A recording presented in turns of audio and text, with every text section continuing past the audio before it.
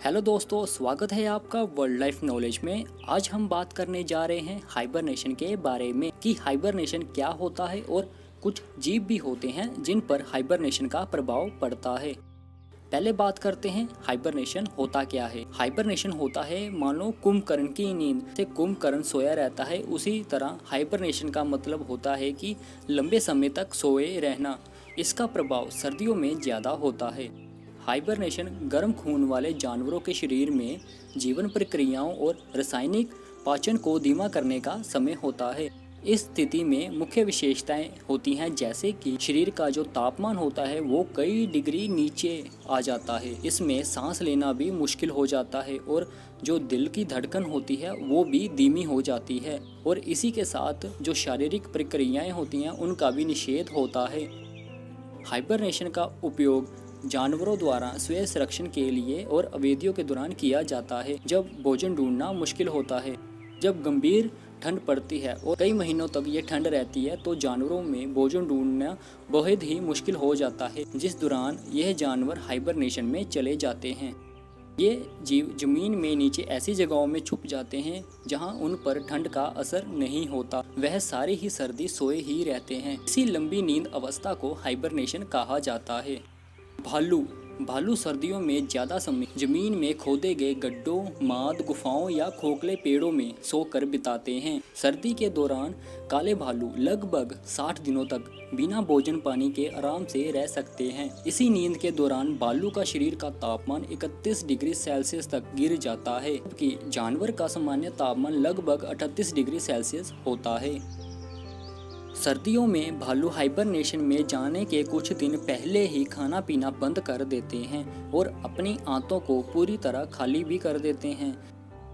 आखिरकार जब भालू हाइबरनेट करते हैं तो वह 6 महीने तक कुछ भी नहीं खाते और ना ही पानी पीते हैं और ना ही शौच पे जाते हैं। अब बात करते हैं गोगा। गोगा एक शाकाहारी जीव है जो कि घास पत्ते खाता है। गोगे का शरीर नरम होता है और इसकी पीठ पर एक घुमावदार मजबूत खोल भी होता है, जिसकी मदद से वह किसी भी तरह के खतरे का आभास होने पर इसी में छिप जाता है ताकि उसको कोई नुकसान ना पहुंचा सके। हाइबरनेशन करने से पहले अपने खोल में चला जाता है और अपनी त्वचा के छेद को बंद करने के लिए चौक और कीचड़ जैसी झिल्ली तैयार करता है, जिससे इसके अंदर नमी बनी रहती है और ठंड के दौरान यह ऊर्जा का बिल्कुल भी उपयोग नहीं करता, इसलिए उसे भोजन की भी जरूरत नहीं पड़ती और वह लंबे समय तक सोया ही रहता है। अब बात करते हैं हेजहॉग्स के बारे में। हाइबरनेशन के दौरान शरीर का तापमान इसका लगभग 2 सेल्सियस 36 फ़ारेनहाइट तक घट जाता है। जब जानवर हाइबरनेशन से जागता है तो शरीर का तापमान 2 से 5 डिग्री सेल्सियस 36 से 41 डिग्री फ़ारेनहाइट तक वापस सामान्य 35 से 30 डिग्री सेल्सियस और 86 से 95 डिग्री फ़ारेनहाइट तक शरीर के तापमान से बढ़ जाता है। का लंबे समय तक सो सकते हैं और इनके शरीर में खास तरह के सेल भी होते हैं जो कि इनके शरीर को गर्म बनाए रखते हैं, जिस कारण इन्हें ठंड भी बिल्कुल भी नहीं लगती और ये आराम से सोए रहते हैं।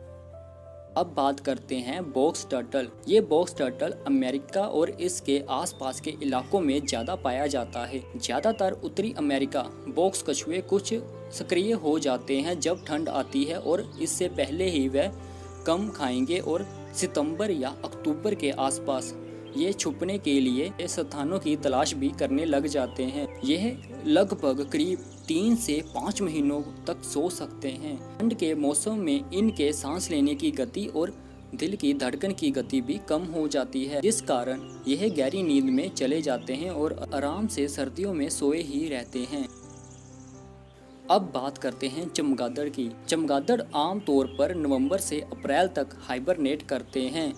चमगादड़ अपनी सांस को 1 मिनट में 5 सांसों तक धीमा कर सकते हैं। कुछ प्रजातियां बिना सांस लिए लगभग 1 घंटे तक भी रह सकती हैं। चमगादड़ ज़्यादा से ज़्यादा लगभग 344 दिनों तक नींद की अवस्था में रह सकते हैं। इस दौरान इस छोटे से जीव को ना तो पानी की ज़रूरत होती है और ना ही भोजन की, जिस कारण यह आराम से सोए रहते हैं।